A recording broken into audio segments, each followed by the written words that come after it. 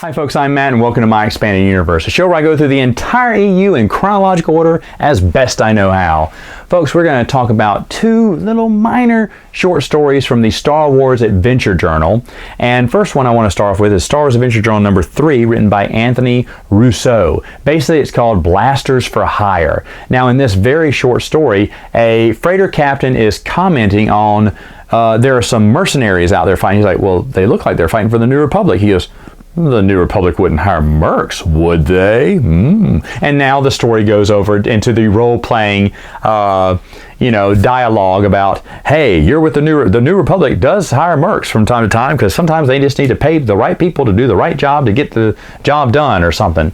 And so here's all the information you need to know about mercenaries working for the New Republic. Now remember, you have to pay them a lot, but here's what they can do. Maybe if you want to create your own character, here's their story. Here's some ideas for you.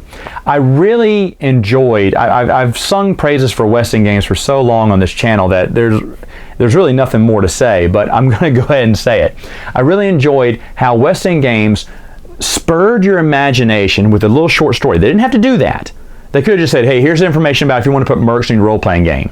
No, but they did a short story about it and then let you, and it's a nice way to segue into what becomes usually basically a dictionary of just information and stats and stuff. But it really pulled me into reading this and didn't get me bored, because now I'm like, yeah, the New Republic would hire mercs. That would make sense. And here's what they could do. Wow, this sounds interesting. This is so cool. And this is, I guess, one of the reasons why people love West End Games role-playing material, because it thought like that. One that comes close is Fantasy Flight Games. I thought they had a lot of good ideas. Unfortunately, they didn't lead in with a good story. So it is kind of tiresome to read through some of their stuff, even though their imagination is great, the ideas they have, but a short story would have been a nice segue into what you are building for. Now, the next one I want to talk about is from Star Wars Adventure Journal number 4. It's called, it's A Gambler's Life, written by Anthony Russo. And this one, smugglers Rena and Rolos, Rena and Rolos. They get set up by Talk. And this is more of a story, even though it does lead into some role-playing material at the end. But the thing I liked about this one is the Pentastar alignment is in it. Now, I don't know if I've spoken about the Pentastar alignment, because the only thing that you find about them is like a dossier of who they were. It's not really a short story, so I don't think I ever mentioned them. But the Pentastar alignment is a great idea about a little local kind of Imperial-like, bad guy that's only in a certain area.